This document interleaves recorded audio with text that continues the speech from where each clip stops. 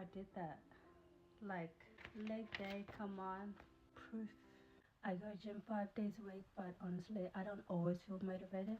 So I always take this to the gym. This is basically my gym book. Every single workout I've done for the last 3 months, I write it down. This is so good. So even on the days I feel so unmotivated, so weak, so body dysmorphia, I look back, I look on the proof, and sometimes I write the dates on the 19th. Proof I did that.